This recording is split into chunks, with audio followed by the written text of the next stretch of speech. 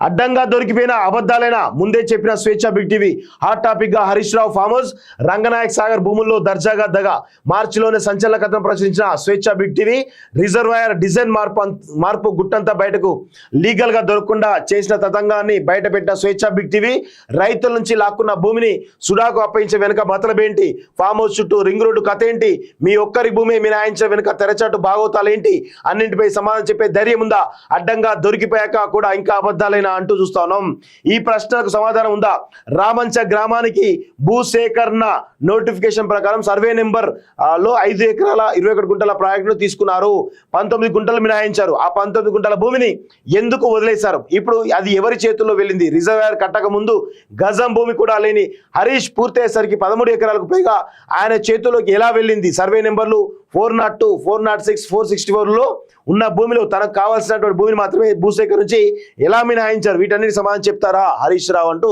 చెప్తా ఉన్నాం భూసేకరణ పేరిట తన భూములు మాత్రం ఆ రంగనాయక సాగర్ ఆనుకొని పెద్ద ఎత్తున ఫామ్ హౌస్ కట్టుకున్నాడు చాలా స్పష్టంగా ఇది అందరు కూడా తెలుసు ఇగో ఇది రంగనాయక సాగర్ దీని ఆనుకునే ఫామ్ హౌస్ ఉంటుంది దీనికి చాలా విలాసవంతమైనటువంటి ఫామ్ హౌస్ కేసీఆర్ ప్రభుత్వంలో చేపట్టినటువంటి ఇరిగేషన్ ప్రాజెక్టులో రంగనాయక సాగర్ ఒకటి సిద్దిపేటకు కూతవేటు దూరంలో ఉండే ఈ రిజర్వాయర్ నిర్మాణం కోసం 2200 ఎకరాల భూసేకరణ అవసరమని అంచనా వేశారు 1600 ఎకరాల వరకు భూమిని సేకరించారు కాళేశ్వరం ప్రాజెక్టు ప్యాకేజ్ 11లో భాగంగా 3 టీఎంసీల సామర్థ్యంతో దీన్ని నిర్మించారు 2020 ఏప్రిల్ 24 అప్పుడు మంత్రులు హరీష్ రావు కేటీఆర్ దీన్ని ప్రారంభించారు అయితే భూసేకరణ విషయంలో కొందరు రైతులకు తీవ్ర అన్యాయం జరిగింది ముఖ్యంగా హరీష్ రావు ఫామ్ హౌస్ కోసం రిజర్వాయర్ భూములు లాగేసుకున్నారని ఆరోపణలు ఉన్నాయి ఇదే విషయాన్ని తాజాగా సీఎం రేవంత్ రెడ్డి ప్రస్తావించడంతో అలాంటిదేమీ లేదని 13 ఎకరాలు ధరణి ద్వారా రిజిస్టర్ చేసుకున్నారని హరీష్ రావు ప్రకటించారట అబ్బాబ్బాబ్బా ఏం తమాషాలే వీళ్ళ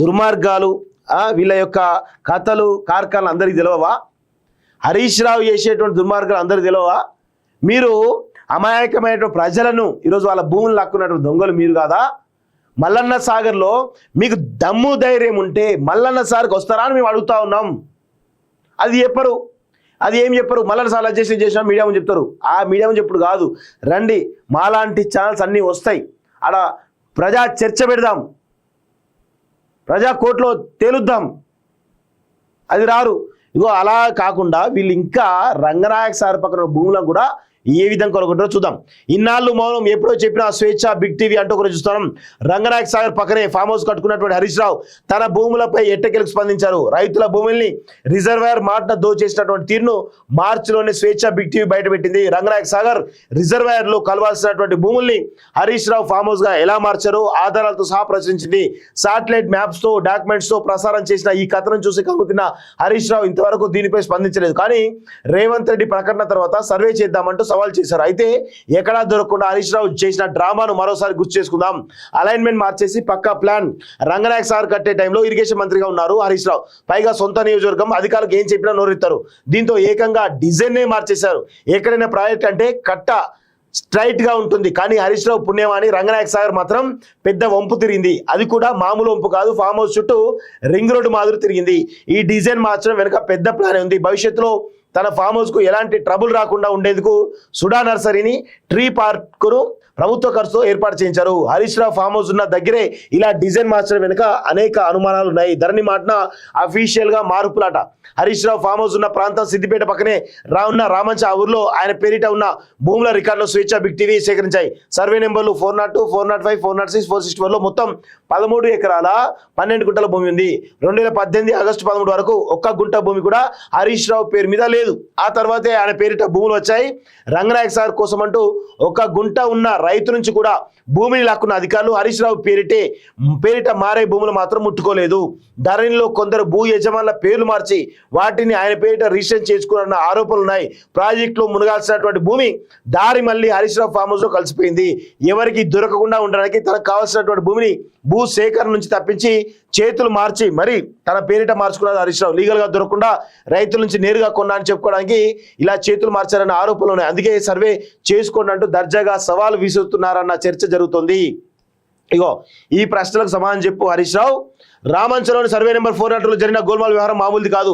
దాని పక్కనే ఉన్న సర్వే నెంబర్ 406కి వెళ్తే ధరణి లెక్కల ప్రకారం ఇందులో 6 ఎకరాల భూమి ఉంది. రామంచ గ్రామానికి ఇచ్చిన భూసేకరణ నోటిఫికేషన్ ప్రకారం ఈ సర్వే నెంబర్లో 5 ఎకరాల 21 గుంటలు ప్రాజెక్ట్ కావాలంటూ ప్రకటించారు. స్వాధీనం కూడా చేసుకున్నారు. కేవలం 19 గుంటల భూమిని మాత్రమే భూసేకరించి మినహాయించారు. ఆ 19 గుంటల భూమిని ఎందుకు వదిలేశారు? ఇప్పుడు ఆ భూమి ఎవరి చేతిలోకి వెళ్ళింది? దీనికి సమాధానం చెప్పేటువంటి ధైర్యం ఉందా?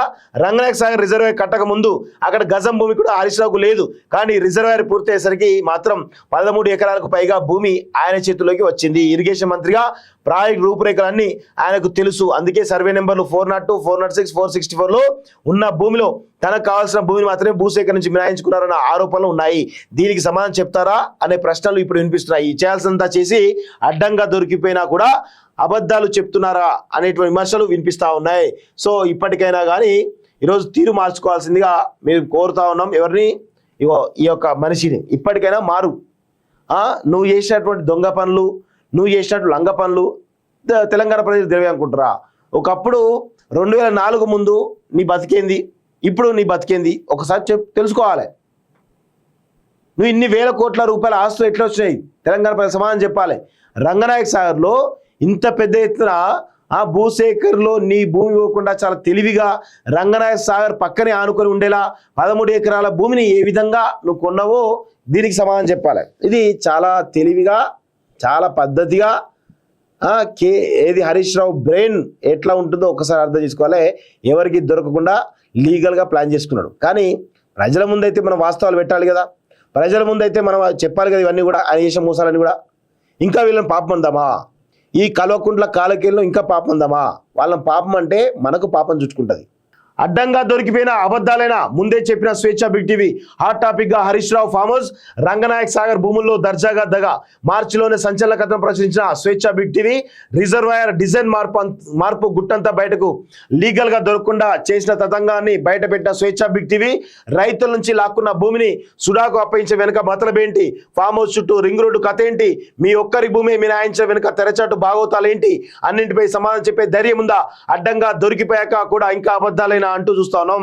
ఈ ప్రశ్నకు సమాధానం ఉందా? రామంచ గ్రామానికి భూసేకరణ నోటిఫికేషన్ ప్రకారం సర్వే నెంబర్ లో 5 ఎకరాల 21 గుంటల ప్రాజెక్టును తీసుకున్నారు.